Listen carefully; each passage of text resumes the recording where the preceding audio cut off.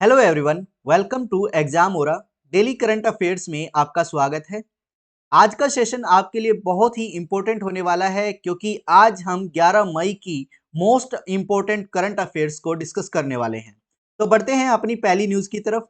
Madrid Open में rising Spanish tennis star Carlos Alcaraz ने Alexander Zverev को हराकर मैड्रिड ओपन का खिताब अपने नाम कर लिया है। ये न्यूज हम कल की करंट अफेयर्स में भी डिस्कस कर चुके हैं। देखिए, कार्लोस एल्करेज ने मैड्रिड ओपन टाइटल जीता है अलेक्जेंडर जेवरेव को हराकर। एल्करेज ने राफेल नडाल और वर्ल्ड नंबर 1 नोवाक जोकोविच को भी हरा दिया है और ये क्ले कोर्ट टूर्नामेंट था। ये पूछा जा सकता है कि जो मैड्रिड ओपन है वो कैसा टूर्नामेंट है, क्ले कोर्ट टूर्नामेंट है, ठीक है। अब इसमें जो इंपॉर्टेंट न्यूज होती है या हो सकती है वो ये है कि वोमेन्स मैड्रिड ओपन टाइटल किसने जीता है। वोमेन्स वाला यानी महिला वाला, तो ये जीता है अराइना सेबेलेंका ने एस्ले बार्टी को हराकर। ठीक है, अराइना सेबेलेंका ने एस्ले बार्टी को हराकर वोमेन्स मैड्रिड ओपन टाइटल जीत लिया है। अगर हम बात करें मेंस डबल टेनिस टाइटल की, तो ये वेस्ले कुलहूफ और नील स्कूप्सी ने जीता है जुआन सेबेस्टियन केबाल को हराकर और रॉबर्ट फेरा को हराकर। ये न्यूज आपके लिए मोस्ट इंपॉर्टेंट न्यूज है, आप इसको नोट डाउन करेंगे। उसके बाद सेकंड न्यूज है new electoral map released for Jammu and Kashmir. Jammu Kashmir के लिए एक नया चुनावी नक्शा जारी हो चुका है। इस नक्शे को 3 मेंबर डिलिमिटेशन कमीशन के द्वारा जारी किया गया है, जिसमें कश्मीर को 47 सीट और जम्मू को 43 सीट मिली हैं। ठीक है, ये सीट्स आपसे पूछी जा सकती हैं कि कश्मीर को कितनी सीट्स मिली हैं और जम्मू को कितनी सीट्स मिली हैं। कश्मीर को 47 और जम्मू को 43 सीट्स दी गई हैं। एक पैनल जो बनाया गया था उसको लीड कर रहे थे रिटायर्ड सुप्रीम कोर्ट जज रंजना प्रकाश देसाई। ये भी आपसे पूछा जा सकता है कि जो पैनल बना था, 3 मेंबर डिलिमिटेशन कमीशन बना था, उसको कौन हेड कर रहे थे। उनको कर रहे थे रंजना प्रकाश देसाई। इसमें जो chief election commissioner of India है सुशील चंद्र, वो भी प्रेजेंट थे और जम्मू कश्मीर के इलेक्शन कमिश्नर के शर्मा भी इसमें प्रेजेंट थे। ठीक है, इन्होंने क्या किया है, इन्होंने बहुत सारी कॉन्स्टिट्यूएंसी के नाम बदल दिए हैं। जैसे कि तंग मार्ग को अब गुलमर्ग के नाम से जाना जाएगा, जूनी मार्ग को अब जयदीबाल के नाम से जाना जाएगा, सोनवार को अब लाल चौक के नाम से जाना जाएगा और पैडर को अब पैडर नागसेनी के नाम से जाना जाएगा। कथुआ नॉर्थ को अब जसरोता के नाम से जाना जाएगा और कथुआ साउथ को अब कथुआ के नाम से ही जाना जाएगा। खोर को अब छांब के नाम से जाना जाएगा और माहौर को अब गुलाब के नाम से जाना जाएगा। देखिए, ये कॉन्स्टिट्यूएंसी आपके लिए इंपॉर्टेंट हो सकती है क्योंकि इनमें से जो जानी मानी कॉन्स्टिट्यूएंसी है, जैसे सोनवार, जिसे अब लाल चौक के नाम से जाना जाएगा, ये पेपर में पूछी जा सकती है। तो आप इसको एक बार नोट डाउन कर लीजिए। जो नेक्स्ट न्यूज है वो है मैक्स वर्स्टापेन ने मियामी ग्रैंड प्रिक्स 2022 का खिताब जीता है। मैक्स वर्स्टापेन ने, ठीक है। इसमें क्या इंपॉर्टेंट न्यूज है, ये है जो फॉर्मूला 1 वर्ल्ड चैंपियनशिप है जो कि मियामी ग्रैंड प्रिक्स के नाम से जानी जाती है क्योंकि ये मियामी में हो रही थी। इसको जीता है मैक्स वर्स्टापेन ने। और जो मैक्स वर्स्टापेन है ये रेड बुल के ड्राइवर है, ये भी आपको ध्यान रखना है। इन्होंने किसको हराया, फरारी के ड्राइवर चार्ल्स लेक्लर्क को हराया। चार्ल्स लेक्लर्क को हरा दिया है और formula 1 world championship Miami grand prix अपने नाम कर ली है। ऐसे ही 4 ग्रैंड प्रिक्स और हो चुकी हैं, जैसे कि बहरीन, इसको जीता है चार्ल्स लेक्लर्क ने जो कि फरारी के ड्राइवर है। सऊदी अरबिया ग्रैंड प्रिक्स ये जीती है मैक्स वर्स्टापेन ने जो कि रेड बुल के ड्राइवर है। और ऑस्ट्रेलियन ग्रैंड प्रिक्स ये जीती है चार्ल्स लेक्लर्क ने। ऐसे ही एमिलिया रोमागना ग्रैंड प्रिक्स जीती है मैक्स वर्स्टापेन ने। आपको ध्यान रखना है कि जो एमिलिया रोमागना ग्रैंड प्रिक्स है वो इटली की ग्रैंड प्रिक्स है, इटली में आयोजित की जाती है। अगली न्यूज है Indian navy plans to purchase a specialised earth imaging satellite geo imaging satellite 2। देखिए, जो इंडियन नेवी है वो एक स्पेशलाइज्ड अर्थ इमेजिंग सैटेलाइट जिसे जीआई सेट 2 के नाम से जाना जाएगा, ये खरीदने की तैयारी कर रही है। क्या है न्यूज, देखते हैं। बेंगलुरु में क्या हुआ, एक मॉडर्नाइजेशन और नेटवर्क सेंट्रिक वेलफेयर और कम्युनिकेशन प्रोग्राम को बूस्ट करने के लिए इंडियन नेवी ने सोचा है कि वो जियो इमेजिंग सैटेलाइट 2 को खरीद ले। ठीक है, GISAT-2 क्या है? ये एक सैटेलाइट है, जियो इमेजिंग सैटेलाइट है, जो कि near real time photos of vast region, यानी एक बड़े क्षेत्र की रियल टाइम फोटोज को अलग अलग इंटरवल पे, रेगुलर इंटरवल्स पे हमारे पास भेज देगा। ठीक है, जैसे ही हम इसको अपने ऑर्बिट में स्थापित कर देंगे तो ये एक बहुत बड़े रीजन की जो रियल टाइम इमेज है, फोटोज हैं, वो हमारे पास सेंड करता रहेगा। ठीक है, ये क्या है? एक जियो स्टेशनरी ऑर्बिट है, ऑर्बिट सैटेलाइट है। जियो स्टेशनरी का मतलब होता है अगर हम किसी पर्टिकुलर क्षेत्र के ऊपर, पर्टिकुलर रीजन के ऊपर इसको अगर स्थापित कर देंगे तो हमेशा वो उसी के ऊपर रहेगा। ठीक है, यानी ये अर्थ के रिस्पेक्ट में स्टेशनरी पोजीशन पर रहेगा। ठीक है, इन अगस्त ऑफ लास्ट ईयर, पिछले साल में अगस्त में क्या हुआ था? GISAT-1 क्या हो गया था? फेल हो गया था। क्यों हो गया था? क्योंकि जो इसका व्हीकल था, GSLV MK2 व्हीकल था, उसमें फॉल्ट आ गया था। ऐसे ही मिनिस्टर ऑफ डिफेंस कौन है? ये हैं श्री राजनाथ सिंह। और Indian chief of naval staff ये है एडमिरल R हरि कुमार। ये आपसे पूछा जा सकता है, ये आपके लिए इंपॉर्टेंट है, आप इसको नोट डाउन करेंगे। इसके बाद अगली न्यूज है, the eminent literature, Odia literature Rajat Kumar Kar passed away due to heart related ailment. प्रख्यात उड़िया साहित्यकार रजत कुमार का हृदय संबंधी बीमारियों के कारण निधन हो गया है। ये ओबिचुरी आपको नोट डाउन करनी है। उसके बाद अगली न्यूज है, 24th deaf Olympics Abhinav Deswal won gold medal in men's 10 metre air pistol. देखिए, अगर हम बात करें 24वें डीफ ओलंपिक्स की, तो ये हमारा सेकंड गोल्ड मेडल है। इससे पहले एक गोल्ड मेडल और जीता जा चुका है इसी कैटेगरी में। अब देखते हैं पूरी न्यूज क्या है। अभिनव देसवाल ने जीता है सेकंड गोल्ड मेडल। अब देखिए, मैं सेकंड गोल्ड मेडल कह रहा हूं तो फर्स्ट गोल्ड मेडल किसने जीता वो भी डिस्कस करेंगे। ठीक है, कहां पर जीता है? 24वें डीफ ओलंपिक्स में, जो कि कैक्सियास डो सोल ब्राजील में आयोजित की जा रही है। कैक्सियास डो सोल ब्राजील में। ठीक है, अब अगर हम बात करें तो पहला किसने जीता है? धनुष श्रीकांत ने जीता है फर्स्ट गोल्ड मेडल। ठीक है, इसी इसी कैटेगरी में। एंड सोरिया सैनी ने जीता है ब्रॉन्ज मेडल, किसमें? Men's 10 metre air rifle events में। तो पहला और दूसरा हो चुका गोल्ड मेडल। इसके बाद अगर हम बात करें डीफ ओलंपिक्स की, तो ये कब स्टार्ट हुआ था? 1924 में स्टार्ट हुआ था।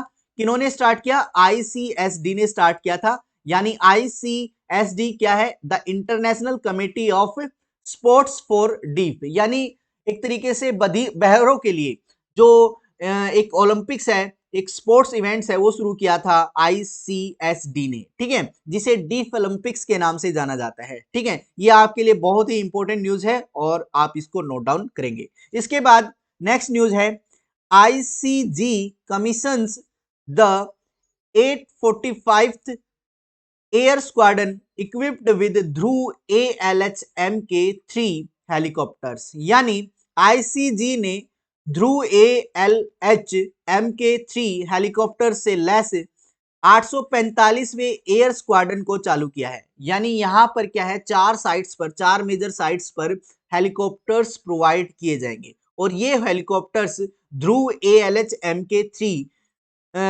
टेक्नोलॉजी से लैस होंगे। ठीक है, ये आपको ध्यान रखना है। इसमें इंपॉर्टेंट चीजें क्या क्या है देखते हैं। At the coast guard air enclave, कहां पर है ये? नेदुम बेसरी इन कोची में है। ठीक है, द कोस्ट गार्ड डायरेक्टर कौन है? जनरल VS पठानिया है। ये आपसे पूछा जा सकता है कि कोस्ट गार्ड डायरेक्टर जनरल कौन है? VS पठानिया है। इन्होंने कमीशन किया है किसको? सेकंड एयर स्क्वाड्रन 845 स्क्वाड्रन को। ठीक है, the new air squadron is equipped with advanced Mark 3 ALH Mark 3, यानी कहने का मतलब है जो ये हेलीकॉप्टर्स है वो ALH Mark 3 टेक्नोलॉजी से लैस है। ठीक है, अब ये है क्या? ध्रुव एडवांस्ड लाइट हेलीकॉप्टर्स ALH, जिसे ALH के नाम से जाना जाता है, एडवांस लाइट हेलीकॉप्टर्स। ठीक है, Mark 3 made by Hindustan aeronautics. ठीक है, ये आपको ध्यान रखना है कि जो ALH हेलीकॉप्टर्स है, Mark 3 हेलीकॉप्टर्स है, ये किन्होंने बनाया है? ये बनाया हिंदुस्तान एरोनॉटिक्स लिमिटेड ने बनाया, HAL ने बनाया। ठीक है, और ये किसको इंडक्ट करेगा? ये इंडियन कोस्ट गार्ड के लिए बनाया है। ठीक है, ये आपको ध्यान रखना है। ALH Mk3 is equipped with surveillance radar, इसमें राडार भी है। इलेक्ट्रो ऑप्टिक्स पोर्ट भी है, मेडिकल इंटेंसिव केयर आईसीयू भी है और हाईली इंटेंसिटी सर्चलाइट भी है, इंफ्रारेड सप्रेसर भी है, हैवी मशीन गन भी है और ग्लास कॉकपिट भी है एंड इज पावर्ड विद 2 शक्ति इंजन, यानी एक ही हेलीकॉप्टर में 2 शक्ति इंजन हैं। ठीक है, ये आपको ध्यान रखना है, बहुत ही इंपॉर्टेंट है और ये बहुत ही पावरफुल हेलीकॉप्टर्स हैं जो कि हिंदुस्तान एरोनॉटिक्स लिमिटेड ने बनाए हैं, आपको ध्यान रखना है। उसके बाद अगली न्यूज है Alkesh Kumar Sharma appointed as Ministry of Electronics and IT secretary. ये आपको ध्यान रखना है, एलकेश कुमार शर्मा को इलेक्ट्रॉनिक्स मंत्रालय और आईटी के सचिव के रूप में नियुक्त किया गया है। उसके बाद देखते हैं इसमें क्या क्या इंपॉर्टेंट न्यूज है। अल्केश कुमार को, जो कि एक सीनियर आईएएस ऑफिसर रहे हैं, इनको secretary of ministry of Electronics and information technology के रूप में नियुक्त किया गया है। एलकेश कुमार शर्मा ये पहले केरला के additional chief secretary of industry रहे हैं।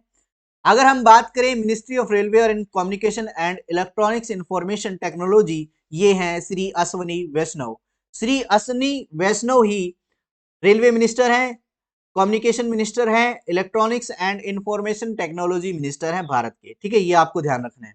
उसके बाद अगली न्यूज है the 106th class of Pulitzer prize 2022 winner in journalism books drama and music were announced. देखिए, पत्रकारिता और किताब, नाटक, संगीत में 106वें श्रेणी के पुलिजर पुरस्कार की घोषणा हो चुकी है। ठीक है, अब देखते हैं किस किस को क्या क्या प्राइज मिला है। अगर हम बात करें फिक्शन में the Netanyahu an account of a minor and ultimately even negligible episode in the history of a very famous family, ये लिखी है जोशुआ कोहेन ने। जोशुआ कोहेन ने द नतान याहू जो लिखी थी, फिक्शन लिखी थी, उसके लिए इनको पुलिजर प्राइज दिया गया है। ड्रामा में जो प्राइज दिया गया है वो फैट हैम को दिया गया है, जो कि किसने लिखी थी, ये लिखी थी जेम्स ने। ठीक है, हिस्ट्री में कवर्ड विद नाइट, ये एक नोवेल है जो कि निकोल ऑस्टेस ने लिखी थी, और क्यूबा के लिए भी दिया गया है जो कि एक अमेरिकन हिस्ट्री है और ये एडा फेरर ने लिखी थी, क्यूबा। ठीक है, ये आपको ध्यान रखना है। ऐसे ही बायोग्राफी में chasing me to my grave, ये इस नोवेल के लिए इसको प्राइज मिला है। किसको मिला है, ये लिखी थी जिम क्रोस ने। ठीक है, सॉरी, ये लिखी थी एरिन कैली ने। ठीक है, ये आपको ध्यान रखना है। जो बायोग्राफी है chasing me to my grave, ये लिखी थी एरिन कैली ने। इसके लिए कैली जी को क्या है, पुलिजर प्राइज दिया गया है।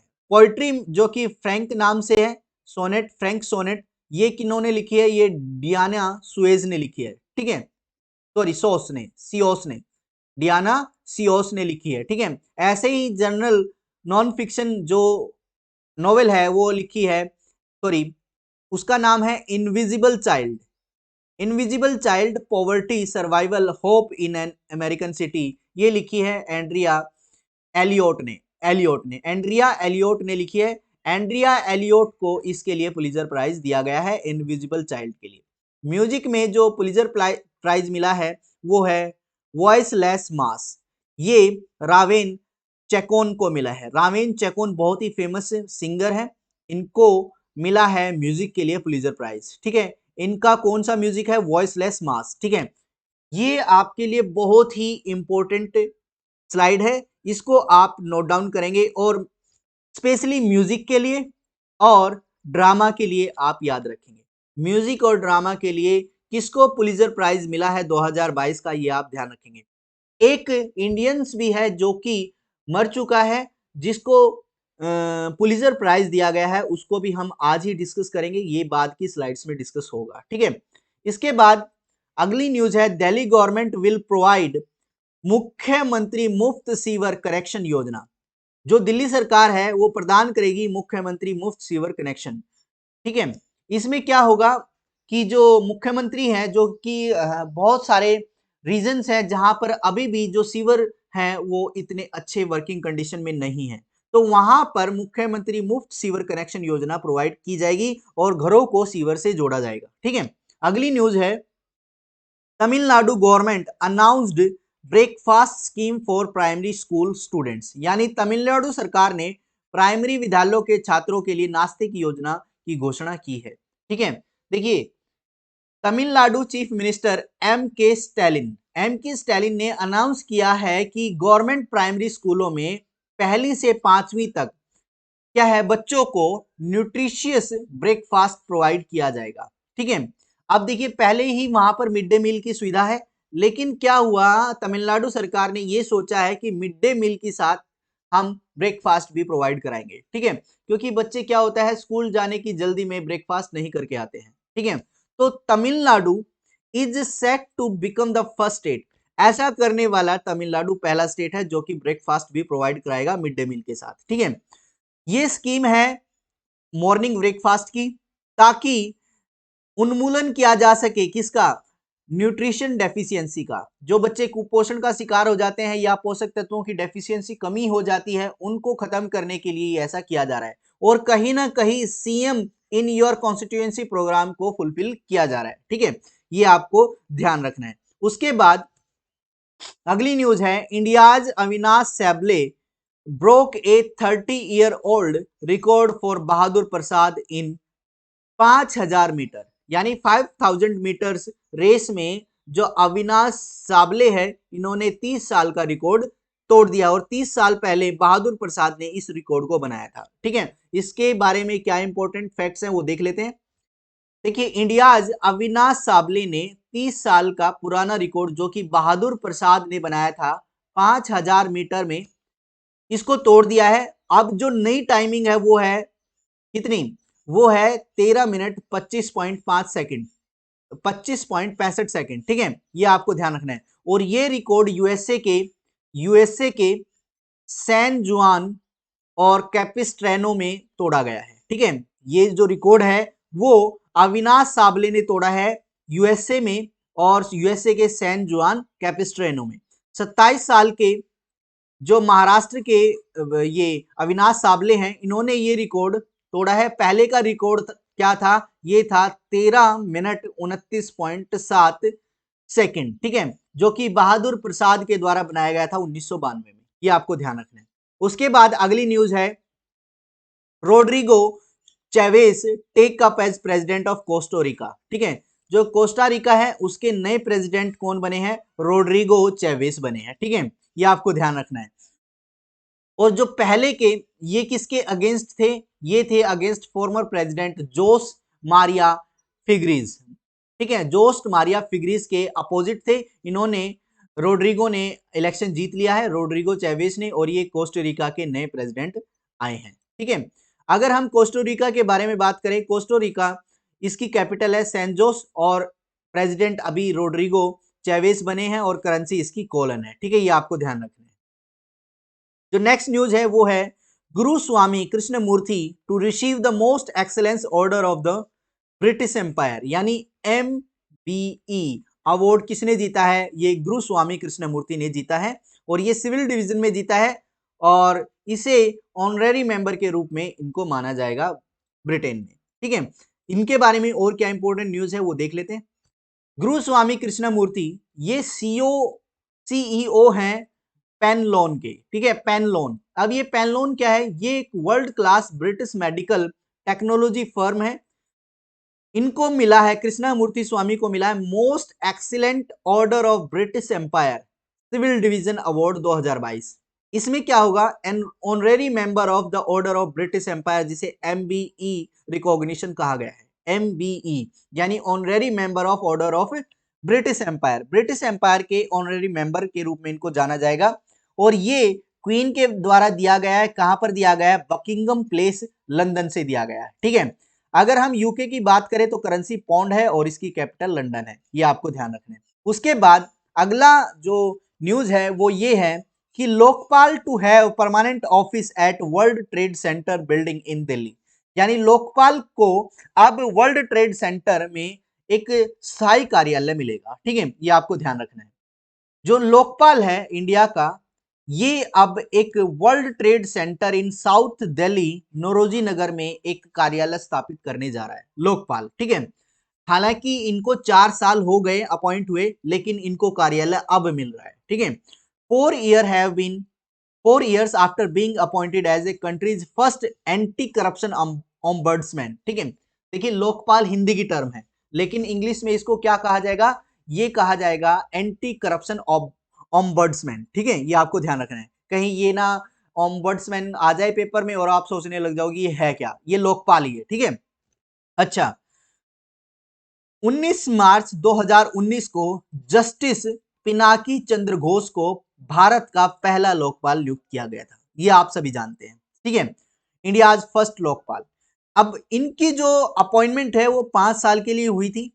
ठीक है, और ये कौन से बिल के तहत हुई थी, ये Lokpal and Lokayukta act of 2013, यानी एक लोकपाल और लोकायुक्त एक्ट पास हुआ था 2013 में। ठीक है, जिसके तहत क्या है, जस्टिस पिनाकी चंद्र घोष को भारत का पहला लोकपाल घोषित किया गया था, बनाया गया था। ठीक है, इसके बाद लोकपाल है क्या, लोकपाल क्या क्या काम कर सकता है, देखिए, एनीवन हु इज, कोई जो है और हैज बीन प्राइम मिनिस्टर या प्राइम मिनिस्टर रहा हो, पीएम रहा हो, a minister in the union government, कोई मिनिस्टर रहा हो यूनियन गवर्नमेंट में, या मेंबर ऑफ पार्लियामेंट हो, एमपी हो, या यूनियन गवर्नमेंट का कोई ऑफिसर हो, चाहे वो ग्रुप ए में हो, बी में हो, या सी में हो, या डी में हो, उसको इन्वेस्टिगेट कर सकता है ये लोकपाल।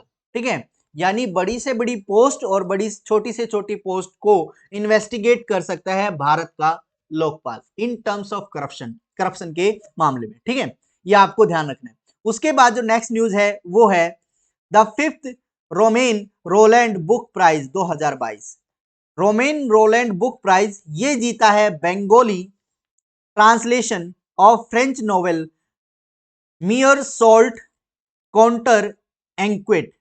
मियर सोल्ट काउंटर एंक्वेट ने इस प्राइज को जीता है, और ये इसका मतलब है Meursault investigation. Meursault investigation ने ये रोमेन रोलैंड बुक प्राइज 2022 जीत लिया है। ठीक है, अच्छा, इसमें क्या क्या इंपॉर्टेंट फैक्ट्स हैं। The 5th Romain Rolland book prize ये जीता है, Romain Rolland book prize has been awarded to Bengali translation. देखिए बंगाली ट्रांसलेशन को मिला है कौन सी नोवेल के लिए, एक फ्रेंच नोवेल के लिए जो कि म्योर सोल्ट काउंटर एंक्वेट है, जिसका मतलब है मोर सोल्ट इन्वेस्टिगेशन। ठीक है, ये जो नोवेल है ये लिखी थी, ये डेब्यूट नोवेल है किसकी, अल्जीरियन राइटर की और जर्नलिस्ट की, जिसे कैमेल दाऊद के नाम से जाना जाता है। कैमेल दाऊद ने इस म्योर सोल्ट काउंटर एंक्वेट को लिखा था। ठीक है, इसको इसकी जो बंगाली ट्रांसलेशन है उसको ये 5th Romain Rolland book prize मिला है, ध्यान रखना। ठीक है, रोमेन रोलैंड बुक प्राइज ये 2017 में स्टार्ट हुआ था, ये आपको ध्यान रखना है। ठीक है, और जो विनर होगा और पब्लिशर होगा या ट्रांसलेटर होगा उसे प्राइज के तौर पर पेरिस बुक फेयर 2023 में जाने का मौका मिलेगा। ठीक है, ये इसका प्राइज रहेगा, ध्यान रखना। अगली न्यूज है अनुराग ठाकुर लॉन्चेज मास्कोट लोगो और Jersey of Khelo India youth games. ठीक है, यानी अनुराग ठाकुर ने खेलो इंडिया यूथ गेम्स का शुभंकर लोगो और जर्सी लॉन्च कर दी है। ठीक है, union sports minister Anurag Thakur इन्होंने लॉन्च किया है 4th खेलो इंडिया यूथ गेम्स के लिए उसका मास्कोट, जिसे धाकड़ के नाम से जाना जाएगा, और ऑफिशियल लोगो और ऑफिशियल जर्सी, ये सभी पंचकूला में जो अपने union sports minister Anurag Thakur हैं इन्होंने ये लॉन्च कर दी है।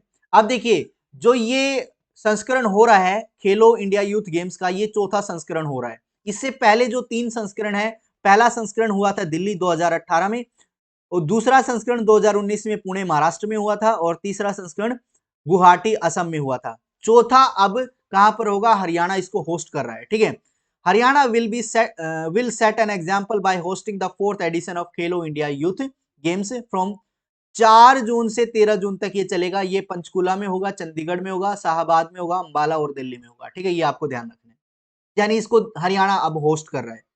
इसके बाद जो नेक्स्ट न्यूज है वो है Padma Vibhushan Indian music composer and santoor player Pandit Sharma passed away at the age of 84, यानी पद्म विभूषण पंडित शिव कुमार शर्मा का निधन हो चुका है। ये आपको ध्यान रखना है, ये ऑबिचुरी आपके लिए इंपॉर्टेंट है। उसके बाद Indian MSC in Beijing organised yoga session with the theme office yoga at SCO secretariat. क्या है, जो भारतीय दूतावास है इसने एक योगा को शुरू किया है, एक तरीके से योगा सेशन शुरू किया है, और ये योगा सेशन एससीओ यानी संघाई कॉरपोरेशन ऑर्गेनाइजेशन के सेक्रेटेरिएट में शुरू हुआ है। ठीक है, इसके बारे में इंपॉर्टेंट न्यूज क्या है वो देख लेते हैं। देखिए क्या है, इंटरनेशनल योगा डे को क्या करने के लिए, गियरिंग अप करने के लिए इंडियन एमएससी ने बीजिंग में एक ऑर्गेनाइज किया है योगा सेशन, जो कि किस थीम के साथ है, इसकी थीम है office yoga, yoga for all at the Shanghai corporation organisation secretariat in Beijing. यानी संघाई कॉर्पोरेशन ऑर्गेनाइजेशन के सेक्रेटेरिएट में जो कि बीजिंग में है, एक ऑफिस योगा की थीम पर, योगा फॉर ऑल की थीम पर एक योगा सेशन किसने शुरू किया है, ये इंडियन एमएससी ने शुरू किया है। ठीक है, अगर हम एससीओ के बारे में बात करें तो इसकी फुल फॉर्म है संघाई कॉर्पोरेशन ऑर्गेनाइजेशन। इसका हेडक्वार्टर बीजिंग चाइना में है। इसका क्रिएशन कब हुआ, ये 15 जून 2001 में इसकी शुरुआत हुई थी। ऑफिशियल लैंग्वेज चाइनीज और रशियन है, और भारत ने इसको 2017 में 8 या 9 जून 2017 में इसमें ज्वाइन किया था। अगर हम बात करें तो इसके कितने मेंबर है, एससीओ के कितने मेंबर है, एससीओ के 8 मेंबर है और 4 ऑब्जर्वर है। 8 मेंबर्स में Bharat, Pakistan, Tajikistan, Kyrgyzstan, Kazakhstan, ठीक है, और बहुत सारे, चाइना, ये 8 मेंबर्स स्टेट इसके क्या है, इसके परमानेंट मेंबर है और 4 ऑब्जर्वर है। ठीक है, ये आपको ध्यान रखना है। उसके बाद नेक्स्ट न्यूज है, Yoon Suk Yeol sworn in as the president of South Korea.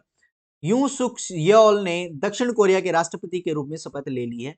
ठीक है, ये भी अपॉइंटमेंट आपके लिए इंपॉर्टेंट है। उसके बाद ये बहुत ही इंपॉर्टेंट न्यूज है, इसको मैं अलग से आपको बताना चाहता था, इसलिए पुलिजर प्राइज की बजाय मैंने अलग से एक न्यूज के रूप में इसको डेवलप किया है। देखिए, स्लेन फोटो जर्नलिस्ट, मरे हुए फोटो जर्नलिस्ट दानिश सिद्दीकी, ये अमंग 4 इंडियंस, जो कि 4 इंडियंस में से एक थे, honoured with prestigious Pulitzer prize 2022। इनको पुलिजर प्राइज से सम्मानित किया गया है, पुलिजर प्राइज 2022 से सम्मानित किया गया है। ये जर्नलिस्ट थे दानिश सिद्दीकी। ठीक है, अच्छा क्या है, according to Pulitzer prize website के अकॉर्डिंग एक स्लेन, मरे हुए फोटो जर्नलिस्ट दानिश सिद्दीकी, इनको 4 इंडियंस में काउंट किया गया है। इनको क्या है, प्रेस्टिजियस पुलिजर प्राइज 2022 से सम्मानित किया जाएगा।